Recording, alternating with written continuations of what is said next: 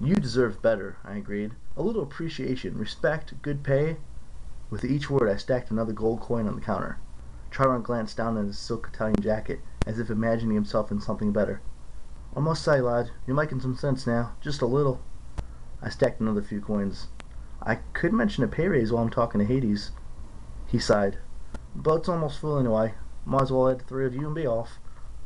He stood up, scooped up our money, and said, Come along.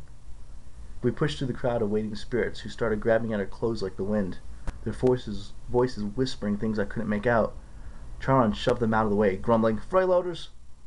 He escorted us into the elevator, which was already crowded with souls of the dead, each one holding a green boarding pass.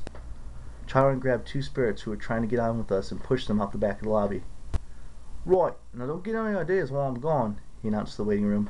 And if anyone moves to the dial off my easy listening station again, I'll make sure you're here for another 1,000 years, understand? He shut the doors.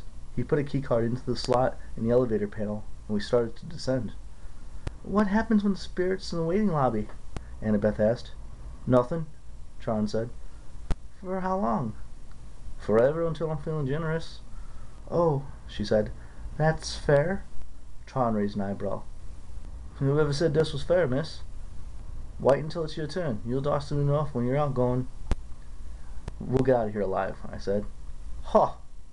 I got a sudden dizzy feeling we weren't going down anymore, but forward. The air turned misty. Spirits around me started changing shape. Their modern clothes flickered, turning into gray hooded robes. The floor of the elevator began swaying.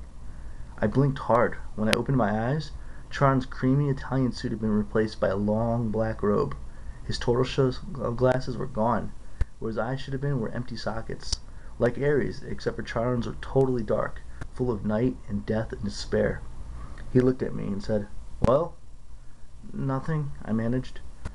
I thought he was grinning, but he wasn't. The flesh of his face was becoming transparent, letting me see straight through to his skull. The floor kept swaying. Grover said, I think I'm going to get seasick. When I blinked again, the elevator wasn't an elevator anymore. We were standing in a wooden barge. Charon was pushing us across the deck. Oily rivers swirling with bones, dead fish, and other strange things were crushing against the side of the boat. Plastic dolls, crushed carriages, soggy diplomas with gilt edges. The river sticks, Annabeth murmured.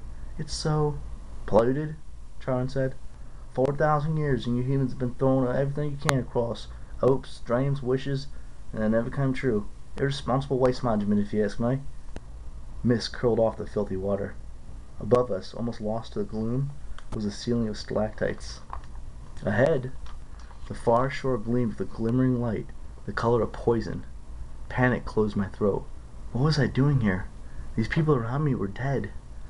Annabeth grabbed hold of my hand. Under normal circumstances, this would have embarrassed me, but I understood how she felt. She wanted reassurance that somebody else was alive in this boat. I found myself muttering a prayer, though I wasn't quite sure who I was praying to. Down here, only one God mattered, and he was the one I had come to confront. The shoreline to the underworld came into view. Craggy rocks and black volcanic sand stretched inland about 100 yards to the base of a high stone wall, which marched off in either direction as far as we could see. A sound came from somewhere nearby in the green gloom, echoing off the stones, the howl of a large animal. Oh, Three-Face is hungry, Chiron said.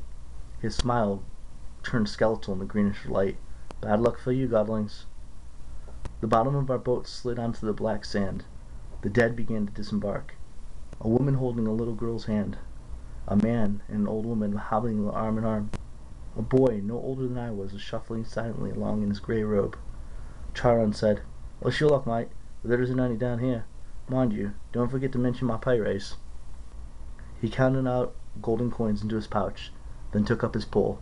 He warbled something that sounded like a Barry Manilow song that he ferried his way across the barge, back across the river. We followed the spirits up the well-worn path. I'm not sure what I was expecting. Pearly gates, or a big black portcullis, or something, but the entrance to the underworld looked like a cross between airport security and the Jersey Turnpike. There were 3 separate entrances under one huge black archway that said, You are now entering Erebus. Each entrance had a pass-through metal detector with security cameras mounting on top. Beyond these were toll booths manned by black-robed ghouls like Charon. The howling of the hungry animals was really loud now, but I couldn't see where it was coming from. The three-headed dog, Cerberus, who was supposed to guard Hades' door, was nowhere to be seen.